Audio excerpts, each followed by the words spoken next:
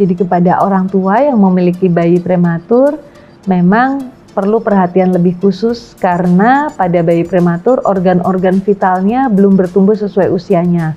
Baik itu paru-paru, pertumbuhan otaknya, jantungnya, matanya, pendengarannya.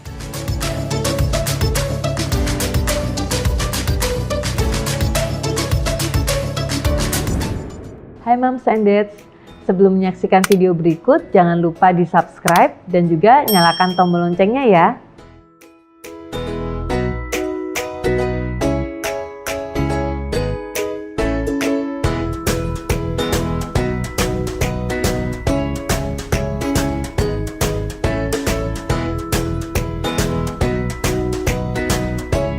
Jadi bayi prematur tersebut apabila seorang bayi lahir kurang dari usia kehamilan 37 minggu dengan berat badan lahir yang biasanya juga kurang dari 2.500 gram.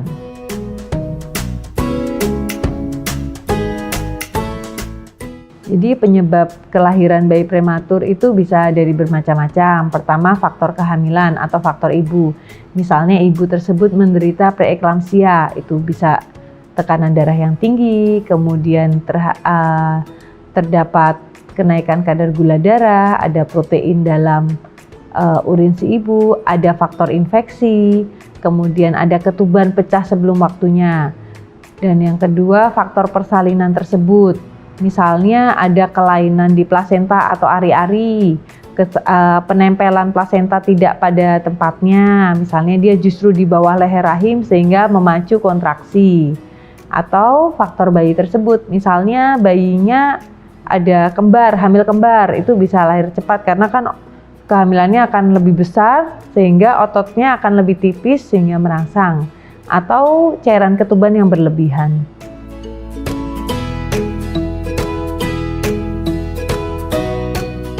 Jadi memang namanya bayi prematur itu lahir sebelum waktunya, otomatis organ-organ vitalnya bertumbuh belum sesuai dengan tahapan usianya.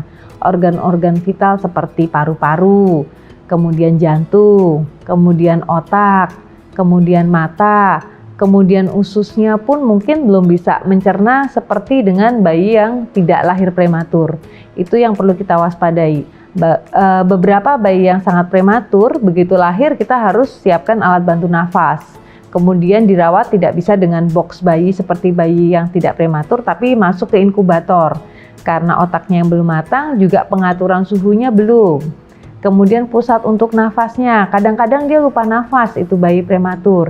Sehingga kita mesti tambahkan obat untuk supaya tidak lupa nafas, harus dirangsang.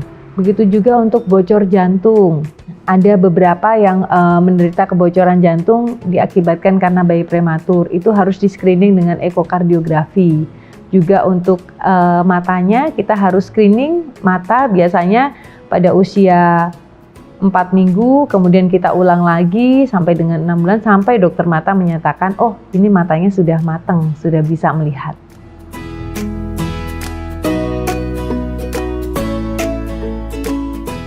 Namanya bayi prematur, semua organ belum matang. Organ yang belum matang itu biasanya paling kita life saving itu paru-paru dan jantung ya. Paru-paru kita berikan oksigen, namun pemberian oksigen terlalu tinggi akan mengakibatkan kerusakan pada mata.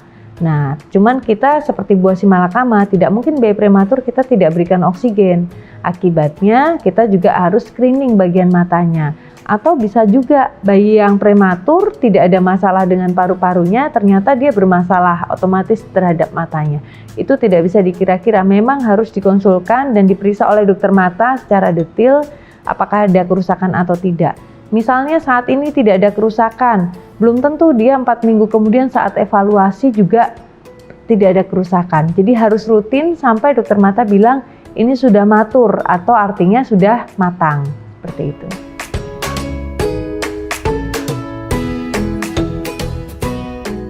Sebetulnya bayi prematur sama seperti bayi lainnya, bahwa untuk pemberian MPASI dimulai dengan tekstur yang lembut dulu, kemudian dinaikkan secara bertahap.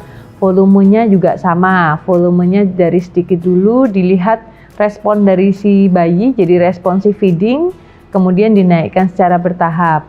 Karena volume lambung tiap-tiap bayi itu berbeda.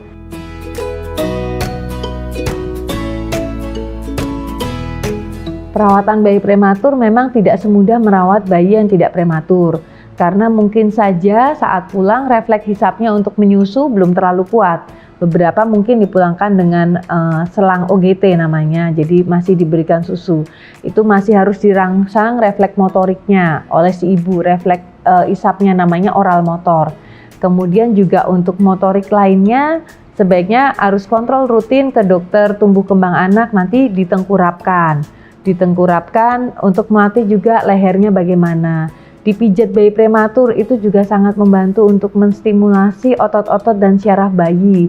Tidurnya akan lebih lama, kemudian lebih tenang, dan tidak lupa pemberian ASI itu paling penting. Karena pada 1000 hari pertama, apalagi bayi prematur, dengan pemberian nutrisi yang baik yaitu ASI akan mempercepat pertumbuhannya.